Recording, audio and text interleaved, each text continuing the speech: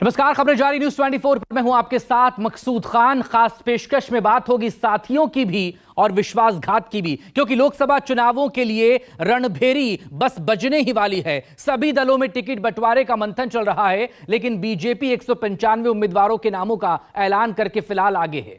BJP सर्व समाज की जहां सेवा की बात कर रही है, तो कभी मुस्लिम यादव समीकरण से उत्तर प्रदेश की सत्ता पर काबिज रही समाजवादी पार्टी पीडीए की राजनीति करने का दावा कर रही है। कुल मिलाकर मुस्लिम वोट बैंक की जबरदस्त चर्चा हो रही है।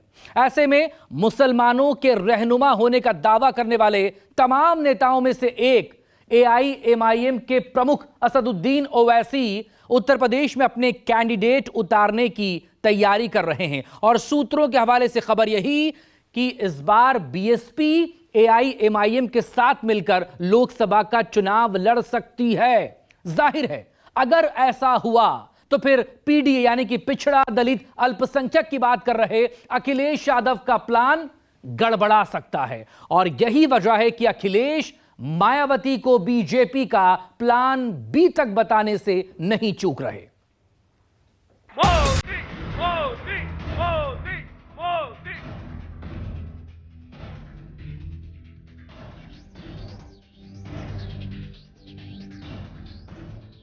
यूपी में चुनावी घमासान, किसके लिए दिल्ली आसान।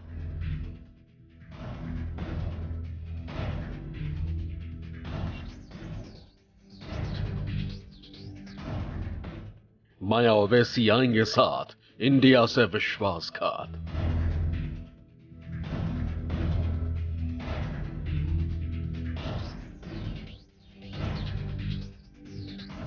दलित मुस्लिम का चैप्टर, बीजेपी का winning factor.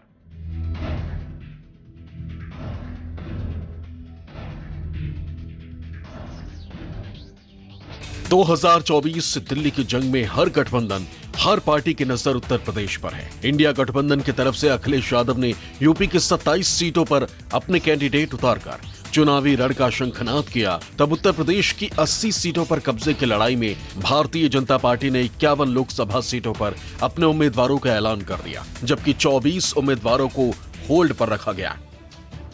Bharatiya Janata party की तरफ से प्रत्याशियों के नाम का ऐलान होते ही अब बीएसपी और एआईएमआईएम की तरफ से भी उम्मीदवारों के नामों को लेकर सगबगाहट तेज हो गई। खबरों के मुताबिक असदुद्दीन ओवैसी की पार्टी एआईएमआईएम यूपी में लोकसभा चुनाव लड़ने जा रही है। एआईएमआईएम ने एंट्री करके यूपी के अल्पसंख्यक मतदाताओं में बिखराव करने की शुरुआत कर दी है।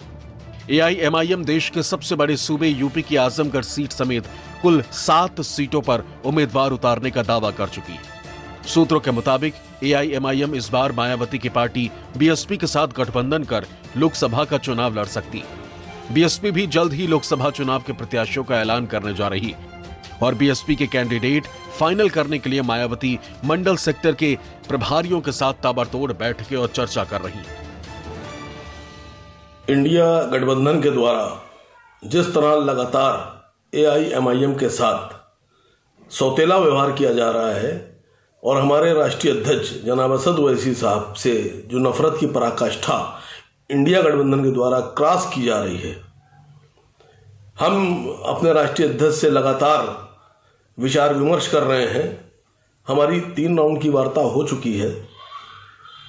मजलिस इत्तेहादुल मुस्लिमीन, फिरोजाबाद, बदायूं, संभल, मुरादाबाद, अमरोहा, मेरठ और आजमगढ़, हम अपने कैंडिडेट 2024 लोकसभा में इतनी सीटों को उतारने पर विचार कर रहे हैं। बाकी हमारी बातचीत चल रही है, आगे हो सकता हो इन सीटों में और भी इजाफा कुछ सीटों पे किया जाए। इसमें कोई दो राय नहीं कि बीएसपी के साथ एआईएमआईएम के एक साथ चुनावी मैदान में उतरने से समाजवादी पार्टी और इंडिया गठबंधन की मुश्किलें बढ़ना तय। एक तरफ एआईएमआईएम मुसलमानों के हिमायती बनकर अल्पसंख्यक समुदाय का वोट काटेगी, तो दूसरी तरफ मायावती शुरू से दलितों और मुस्लिम की रहनुमाई का दावा करती हैं। ऐसे में इंडिया गठबंधन की तरफ से समाजवादी पार्टी और कांग्रेस के लिए वोटों का समीकरण साधना टेढ़ी खीर साबित होगा। अखिलेश यादव की समाजवादी पार्टी और मायावती की बहुजन समाज पार्टी ने बीते 2 दशक पुरानी अपनी रार भुलाकर लोकसभा चुनाव के दौरान गठबंधन किया था और दोनों ने ही मिलकर बीजेपी के खिलाफ हुंकार भी भरी थी। लेकिन अब 5 साल बाद जब फिर से चुनाव आ रहे हैं तो दोनों ही दल एक दूसरे के खिलाफ हमलावर हैं। बीएसपी के एकमात्र विधायक ने राज्यसभा चुनाव के दौरान भारतीय जनता पार्टी का समर्थन किया तो इंडिया गठबंधन में शामिल समाजवादी पार्टी और कांग्रेस दोनों ही मायावती पर बीजेपी की बी टीम होकर भ्रम फैलाने का आरोप लगा रहे हैं। राजनीतिक जानकार मानते हैं कि राज्यसभा चुनाव में बीएसपी विधायक के बीजेपी टीम की तरफ जाने के पीछे मायावती की रजामंदी है, क्योंकि एक अकेला विधायक पार्टी हाईकमान की लाइन से हटकर फैसला नहीं ले सकता। उमाशंकर सिंह बहुजन समाज पार्टी के इकलौते विधायक हैं। ये अलग बात है कि 2022 के विधानसभा चुनाव में उनकी यह जीत उनके अपने दम पर हुई थी, लेकिन उनकी निजी और संगठनात्मक निष्ठा निश्चित रूप से मायावती के साथ है। तो ऐसा तो हो नहीं सकता कि उमाशंकर सिंह ने अपने मन से भारतीय जनता पार्टी के उम्मीदवार को वोट दे दिया हो। जाहिर सी बात है उनकी सहमति अवश्य रही होगी अपनी पार्टी के शीर्ष नेता से। मायावती पर बीजेपी की बी टीम बनकर राजनीति करने के आरोपों के पीछे बीजेपी की तरफ से लिए गए कई ऐसे फैसले हैं जिन्होंने कहीं न कहीं बीजेपी को यूपी और दिल्ली की लड़ाई में फायदा पहुंचाने का काम किया। राजनीति के इतिहास के पन्नों को पलटकर देखने पर पता चलता है कि 2021 के विधानसभा चुनावों में बीएसपी ने 100 सीट से अधिक मुस्लिम उम्मीदवारों को मैदान में उतारा। इसके कारण समाजवादी पार्टी के वोट बढ़ गए और अप्रत्यक्ष रूप से बीजेपी को इसका फायदा मिला।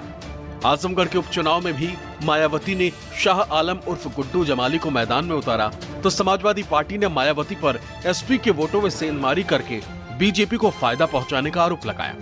इसी तरह बहुजन समाज पार्टी ने राष्ट्रपति और उपराष्ट्रपति चुनाव में एनडीए उम्मीदवार का समर्थन किया था। विपक्षी दलों ने नए संसद भवन के उद्घाटन का बहिष्कार किया तो बसपा प्रमुख ने इसका स्वागत किया था। और इस राज्यसभा चुनाव की वोटिंग में भी यूपी के इकलौते बीएसपी विधायक ने बीजेपी का साथ दे दिया। 2024 लोकसभा चुनाव में भी मायावती ने अकेले चुनाव लड़ने का ऐलान किया है। इंडिया गठबंधन में शामिल नहीं होने के पीछे समाजवादी पार्टी से मायावती की तलखी बड़ी वजह है। लेकिन अगर मायावती ने एनडीए और इंडिया गठबंधन के खिलाफ यूपी की सभी सीटों पर अपना कैंडिडेट उतारा तो ये भी तय है कि दलित और पिछड़ा वोट बैंक बटेगा और फायदा भारतीय जनता पार्टी को होगा। यही वजह है कि विपक्षी गठबंधन मायावती पर हमलावर है। 2022 का विधानसभा चुनाव हो, राष्ट्रपति चुनाव रहा हो या अब राज्यसभा का चुनाव रहा हो, जो बसपा की भूमिका है वो पूरा देश देख रहा है। इसलिए समाजवादी पार्टी को कोई आश्चर्य नहीं हुआ कि बसपा के एकमात्र विधायक जो उत्तर प्रदेश में हैं वो राज्यसभा चुनाव में भारतीय जनता पार्टी के साथ खड़े थे, भाजपा के प्रत्याशी को वोट देने का काम किया। समाजवादी पार्टी लगातार इस बात को कहती आ रही है कि बसपा पे भरोसा नहीं किया जा सकता। भारतीय जनता पार्टी के साथ अप्रत्यक्ष रूप से भारतीय जनता पार्टी और बसपा का गठजोड़ है। इसलिए समाजवादी पार्टी लगातार किसानों, मजदूरों, दलितों की आवाज उठा रही है और अकेले समाजवादी पार्टी ही उत्तर प्रदेश में एकमात्र विपक्ष की आवाज है जो भारतीय जनता पार्टी के खिलाफ खड़ी हुई है। कथनी करनी में फर्क बढ़ रहा है, इसीलिए भारतीय जनता पार्टी को राज्यसभा चुनाव में वोट किया और इसीलिए जो शोषित, वंचित हैं, दलित, पिछड़े हैं वो कांग्रेस पार्टी की तरफ जुड़ रहे हैं, क्योंकि कांग्रेस पार्टी लगातार जो शोषित, वंचित हैं उनकी आवाज उठा रही है। जो भाजपा सरकार में दलितों पर अत्याचार हो रहा है उन पर आवाज उठा रही, लड़ाई लड़ रही है। जाति जनगणना का हमने वादा किया है। बहुजन समाज पार्टी को एक बार फिर से आत्मचिंतन की जरूरत है कि उसका उद्देश्य जिन दलितों, पिछड़ों की रक्षा के लिए हुआ था उसकी लड़ाई कांग्रेस लड़ रही है, इंडिया गठबंधन लड़ रहा है। इसलिए उनको इंडिया गठबंधन में आना चाहिए और भारतीय जनता पार्टी का विरोध करना चाहिए। राज्यसभा चुनाव में बहुजन समाज पार्टी के अलावा समाजवादी पार्टी के विधायकों ने भी बीजेपी के प्रत्याशियों के समर्थन में वोटिंग की और यहीं से एसपी और बीएसपी एक दूसरे पर बीजेपी के बी टीम होने का आरोप लगा रहे हैं। अब विपक्षी पार्टियों की लड़ाई में बीजेपी को अपनी फेयर पॉलिटिक्स दिखाने का मौका मिल गया है। बीजेपी इसे विरोधियों की हताशा और निराशा बता रही। समाजवादी पार्टी के 8 विधायकों ने डबल इंजन की सरकार पर भरोसा जताया और समाजवादी पार्टी आरोप लगा रही है बसपा पर कि बसपा वाले भाजपाई हो गए, बी टीम हो गए। और ये तो जो हम लोग आरोप लगाते आए हैं कि विपक्ष में आपस में ही खींचातानी है। कांग्रेस और समाजवादी पार्टी का भी जरूर गठबंधन हो गया है, लेकिन अभी मध्य प्रदेश के चुनाव के दौरान किस तरीके से एक दूसरे के लिए शब्दों के बाढ़ चले थे, कितने छिछले स्तर तक आरोप लगे थे, ये सभी ने देखा है। तो ये आपस की खींचातानी है, एक दूसरे के ऊपर आरोप लगा रहे हैं। एक कहावत है पुरानी, नाच ना आवे आंगन टेढ़ा। विधायकों का भरोसा अपने नेतृत्व पर नहीं रह गया है। लोग ये बोल रहे हैं कि आपके लड़ने से बीजेपी जीत रही है, तो मैंने कहा, उनका नाम लेकर कहा कि भाई साहब आप स्पीकर और फोन खोलिए, आपके अतराफ में 2-3 मुसलमान तो जरूर बैठे होंगे। बोले हाँ बैठे हैं। बोला खोलिए, फोन खोल दिए। उसके बाद में बोला इन तमाम से कहिए कि वजू कर लीजिए, 2 रकात नफिल नमाज पढ़ लीजिए और अल्लाह से दुआ करिए कि अगर असदुद्दीन ओवैसी मिला हुआ है तो अल्लाह उसको बर्बाद कर दे, और अगर झूठ बोल रहा है तो ये बर्बाद हो जाए। AIMIM चीफ असदुद्दीन ओवैसी की यह सफाई थोड़ी पुरानी है, लेकिन देश में बीजेपी की बी टीम के तौर पर राजनीति करने का आरोप ओवैसी पर आज भी लगते हैं। लोकतंत्र की लड़ाई में ओवैसी की पार्टी देश के हर राज्य में चुनाव लड़ने की शुरुआत कर चुकी है। ओवैसी सीधे सीधे मुसलमानों के हक की लड़ाई लड़ते हैं, जिससे बीजेपी के दूसरे विरोधियों के वोट कटकर बीजेपी के लिए सत्ता की सीढ़ी बना देते हैं। राजनीति के जानकारों का मानना है कि भले ओवैसी बीजेपी की मदद नहीं करते हों, लेकिन उनके चुनाव लड़ने से भाजपा को फायदा होता है। एक्सपर्ट्स ओवैसी की मुसलमानों में बढ़ती लोकप्रियता की एक वजह बीजेपी को भी बताते हैं, और मुस्लिम वोट बैंक ओवैसी की तरफ जाता है तो दूसरे विपक्षी दलों को इसका नुकसान होता है। जानकारों का मानना है कि कांग्रेस और सेकुलरिज्म की राजनीति करने वाले दलों की असफलता भी ओवैसी की लोकप्रियता बढ़ने का एक कारण है। बिहार में नीतीश के पाला बदलने के बाद ओवैसी की पार्टी ने सीमांचल से चुनावी शंखनाद कर दिया है। साथ ही साथ AIMIM की नजर झारखंड, महाराष्ट्र, यूपी और बंगाल पर भी है। पिछले चुनाव में 2 सांसद तैयार करके ओवैसी उत्साहित है। यही वजह है कि 2024 चुनाव में ओवैसी की नजर ज्यादा सांसदों पर है, और ओवैसी की इस प्लानिंग का इस बार किसे कितना फायदा या नुकसान होगा, ये देखने वाली बात होगी। लखनऊ से मानस श्रीवास्तव के साथ bureau report, news 24। Madhya Pradesh के पूर्व मुख्यमंत्री शिवराज सिंह चौहान लोकसभा का चुनाव लड़ेंगे। उन्हें विदिशा से बीजेपी ने अपना उम्मीदवार बनाया है। इस पर शिवराज सिंह चौहान ने क्या कहा, सुनवाते हैं आपको। 2 दशक पहले 5 बार सांसद रहे और इसके बाद 4 बार मुख्यमंत्री रहे शिवराज सिंह चौहान को एक बार फिर सांसद का चुनाव अब लड़ना होगा। विदिशा उनकी पारंपरिक सीट है जिस पर वो हमेशा जीतते रहे हैं। हमारे साथ एक्सक्लूसिव जुड़ रहे हैं। सर, 20 साल पहले हमने देखा था कि आप 5 बार उसी सीट से जीतते आए हैं। वो बहुत महत्वपूर्ण सीट है। यहाँ अटल बिहारी वाजपेयी भी चुनाव लड़े, फिर सीट खाली होती है, स्वराज आती हैं, एक बार फिर आपको वहाँ से मौका मिला। राजनीतिक तौर पर आप इसको किस तरह से देखते हैं और किस तरह से आपकी तैयारी रही? तैयारी आपको इसके अलावा भी कहीं और करनी होगी कि पूरे मध्य प्रदेश में बाकी जगह भी? देखिए, हम लोग पदों के लिए राजनीति नहीं करते। हमारे लिए राष्ट्रीय पुनर्निर्माण का मिशन है राजनीति, और भारतीय जनता पार्टी हमारी माँ है वैचारिक रूप से। तो हमारा काम है कि पार्टी जो काम जिसको दे उसको निष्ठा पूर्वक करना। अब ये दायित्व दिया है पार्टी ने, इस दायित्व को निभाएंगे। और सच बात यह है कि एक अद्भुत समय ये आया है, आज़ादी का अमृतकाल, तब जब प्रधानमंत्री जी ने विकसित भारत का संकल्प लिया है। श्रीमान नरेंद्र मोदी जी हमारे प्रधानमंत्री युग दृष्टा हैं, युग पुरुष हैं, और भारत को जैसा नेतृत्व दे रहे हैं, हम सब के सीने गर्व से भरे हुए हैं।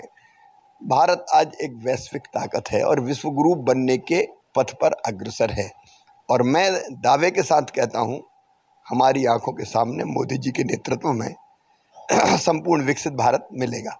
आनंद का विषय ये है कि हमें भी गिलहरी की तरह भूमिका निभाने का अवसर मिला है, तो हम लोग उस काम को करेंगे। पार्टी जो काम देती है वो आनंद और प्रसन्नता के साथ करते हैं।